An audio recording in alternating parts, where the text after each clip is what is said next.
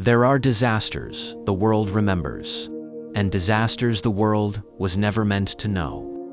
In the late 20th century, a name became synonymous with nuclear catastrophe: Chernobyl Disaster. Images of an abandoned city, radiation warnings, and a reactor split open under a gray sky. But years before that, something happened. Something larger in contamination. Something quieter in memory. A disaster buried so deeply that even history struggled to keep it alive. Somewhere in the vast interior of Soviet Union, there was a city that did not appear on any map. No road signs pointed to it. No official documents acknowledged it. And yet, thousands of people lived there. They worked. They raised families. They followed orders. This place was called Oz, but even that name came later. At the time, it was simply known as a number. After World War II, a race began. Not for territory, but for power. The race to build the most destructive weapon ever conceived. To compete with the United States, the Soviet Union needed plutonium. And quickly, so they built a facility. Hidden deep in isolation, a place designed for one purpose only. That facility was known as Myok Production Association. No safety standards, no transparency, only urgency. At Myok, radiation wasn't an accident. It was a constant presence. Waste from nuclear production was dumped directly into rivers. Protective measures were minimal. Workers often didn't fully understand what they were handling. Villages downstream drank contaminated water. Children played near poisoned soil. But no one was told. Because, officially, nothing was wrong. Deep underground, massive tanks held liquid nuclear waste. Highly radioactive, extremely unstable. These tanks required constant cooling. If the temperature rose, pressure would build. And if pressure built too far, there would be consequences. In 1957, one of those systems failed. It didn't look like a nuclear explosion. There was no blinding flash in the sky, no mushroom cloud towering over cities. Instead, there was a violent chemical explosion. A buried tank ruptured. And in that instant, tens of millions of curies of radioactive material were released into the air. This was the Kyshtym Disaster. But almost no one would hear that name. For decades, the explosion sent a plume of radioactive particles high into the atmosphere. It drifted silently across the land. No color, no smell, no warning. Over the next hours and days, it spread across hundreds of kilometers. Forests, rivers, villages, everything beneath it became contaminated. In nearby villages, people woke up like any other day. They fetched water.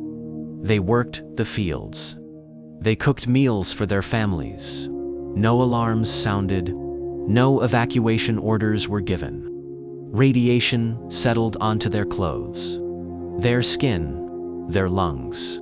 And still, no one told them. It took days before authorities began to act, not to warn the world, but to control the narrative.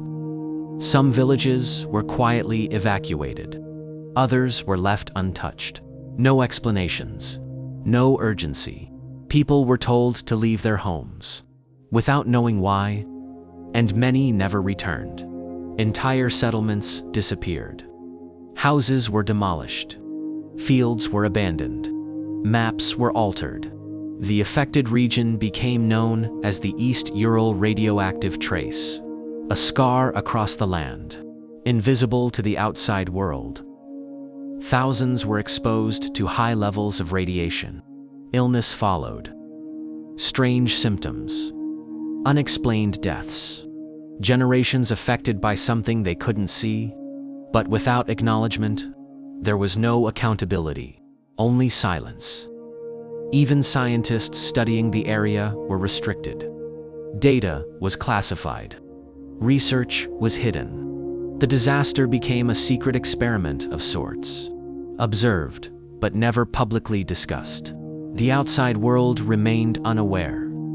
For years, the Soviet Union denied everything. No reports, no warnings, no admission. The disaster didn't officially exist, and without recognition, it slowly faded into obscurity. It wasn't until decades later that fragments of the story began to emerge. Scientists, defectors, leaked documents. Piece by piece, the truth surfaced. A nuclear disaster, hidden in plain sight.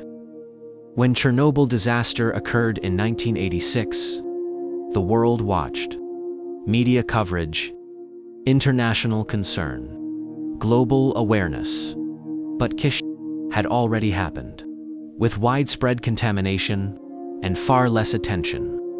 Secrecy wasn't accidental, it was policy. Admitting failure could weaken power, expose vulnerability, shift the balance of the Cold War. So the truth was buried, not just underground, but in history itself. Even today, some areas remain contaminated. Forests grow over forgotten land. Rivers carry traces of the past. Nature continues, but the damage lingers. Invisible, persistent, unforgiving. Ask most people about nuclear disasters, and they will say one name: Chernobyl. But history is rarely that simple. Some events are remembered because they are seen. Others are forgotten because they were hidden. The true danger wasn't just radiation. It was silence. Because without information, people cannot protect themselves. Without truth, disasters repeat. This was a disaster larger than memory allowed. A tragedy without witnesses. Beyond those who lived it, the Kyshtym disaster didn't vanish. It was erased. And yet, it still exists. In the soil, in the water, in the quiet spaces history forgot to speak about. Some disasters echo loudly. Others whisper. And sometimes, those whispers carry the most dangerous truths of all.